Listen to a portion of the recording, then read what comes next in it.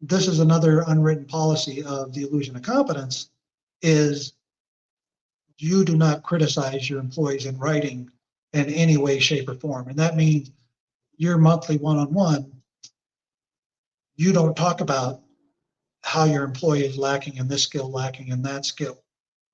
When you're talking to your manager about the development of your assistant manager, and let's say that you have a good relationship with your assistant manager,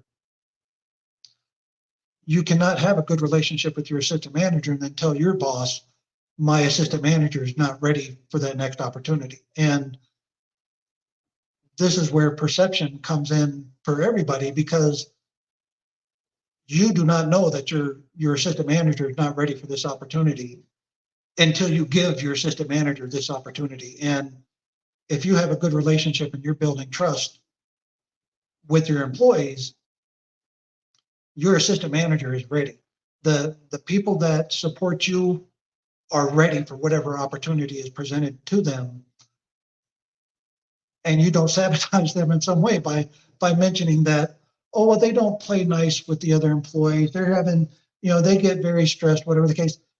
You do not do that. You accent the positive. When you're working with your employees, you focus on their positives. When you're talking about your employees, you focus on their positives, because every opportunity to be successful, and especially when it comes to building teams, you never talk about the negative of your employee. That's part of the concept of embracing all their flaws, is you embrace their flaws, you absorb their flaws, you give your employees every opportunity to be successful, and you don't do things that are gonna stop that. Because, and you hear this all the time from employees. I hear this from my wife when I talk about this, is, well, I don't want my name attached. If my employee, if I say that they can do the job and then they get the job and they fail, that reflects poorly on me. No, that reflects poorly on you only in your mind. And it might reflect poorly on you in the mind of your boss. But the fact of the matter is that perception is misplaced. The only person that a person has to blame when they don't live up to the illusion that they create is themselves. And that's kind of the whole point, is from the moment that employee walks in the door for the first interview, they're creating an illusion. They created an illusion on their resume. They used all the keywords on their resume because they were keywords on the resume, not because they could do what the words represented. They didn't say the resume says they're caring, empathetic, and authentic. The resume doesn't say they have to be those things, right? Those are just words on paper.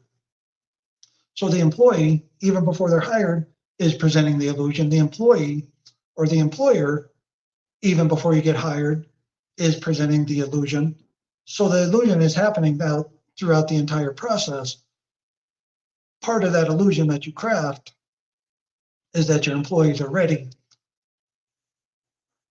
and you let them decide for themselves if they're ready. And if they're not ready, they have no one to blame for themselves if it was something that they wanted, if it was an opportunity. What you don't want to do is deny the opportunity by saying, oh, they need to do this better, right? Because all that is your perception.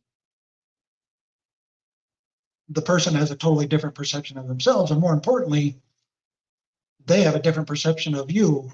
Because again, I mentioned, while you're telling your boss this person isn't ready for the job, the person you're talking about thinks you don't know how to do your job.